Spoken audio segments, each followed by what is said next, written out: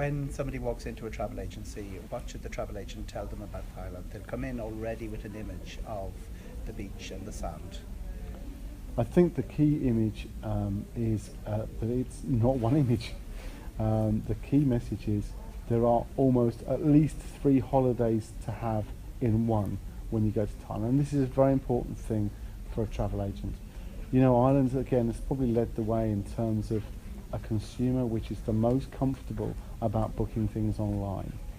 So if all they're going to do is go to a beach, they'll book it themselves. They'll book the flight themselves, they'll book the beach themselves. As a very good friend of mine told me, you're the Ryanair generation.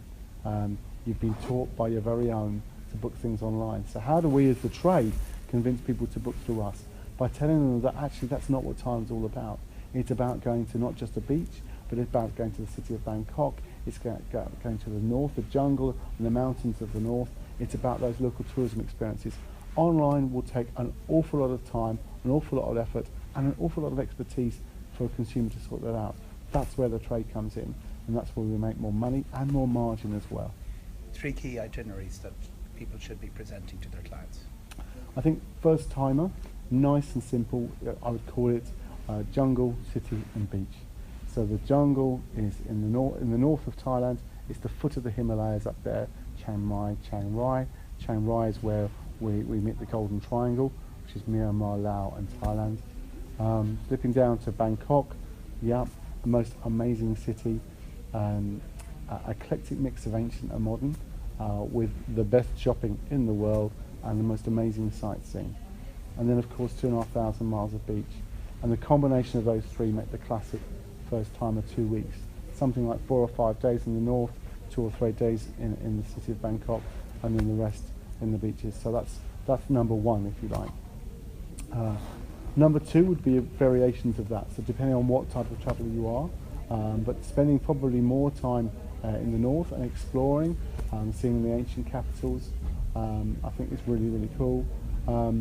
And probably spending less time on the beaches because you've got so much left time to spot. The third one is what I'd call DIY Thailand. The idea really is to embrace Thailand and what we call Thainess, the things about Thailand. So rather than just going for a Thai massage, why don't you go to the Thai massage school and learn how to give a massage? It's an amazing thing, you know, as a couple, that we're living in a very stressed world. And I heard of somebody yesterday who was running courses in a temple for couples, Western couples, to how to give each other a little massage each day.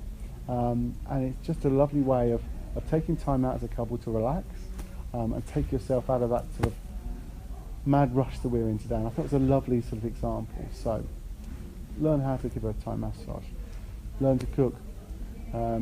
Blokes, we're catching up, aren't we, with our lady friends in terms of cooking. The obsession with cooking and cooking, the Thai cooking courses have become incredibly popular. So yeah, don't just eat it, cook it yourself. I think it's another great way of doing. And I think the fitness element as well. So getting yourself in good shape. We've had an explosion of interest with Muay Thai, which is the Muay Thai boxing. It's not that everybody's getting in the ring and punching the living daylights out of each other. No, it's more about the fitness element. And we've had ladies being just as interested as the guys in terms of using this as a form of fitness. So I think with any country, embracing the country at that next level, getting involved in how they go about their daily lives, that makes it something a little bit more special. A bit of a seedy image is a legacy of probably of the 1970s. Yeah. Is that a problem? Yeah, look, I think you must never hide from it. I remember when I first started working for Thailand Tourism, it was in 1997, so it's 20 years now. And one of my friends said to me, I can't believe you're going to work there. You know, they've got all this prostitution. And I think we've got a terrible habit of waving a white judgmental finger at people like that. Truth is that these girls were in prostitution because they needed to earn the money to send back to their families, often in the rural parts of Thailand. What I'm most proud of in the last 20 years is that we've developed tourism which gives these girls a positive alternative. Don't just wave the finger.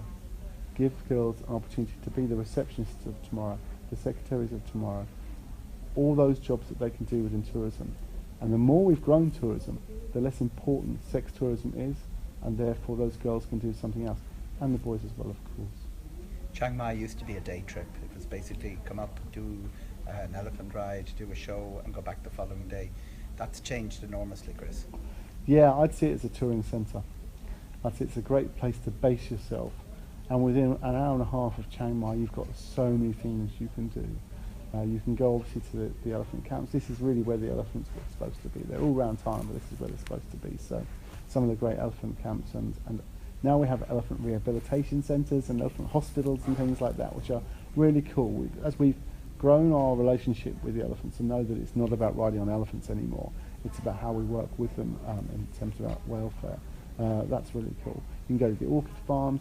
There's more specialist types of birds in the south in Thailand than anywhere else in Southeast Asia, for instance. People don't know that. You've got some fantastic temples, of course, up in the mountains, but a more gentle way of life in the north of Thailand. So much to do. That's why I want to retire there.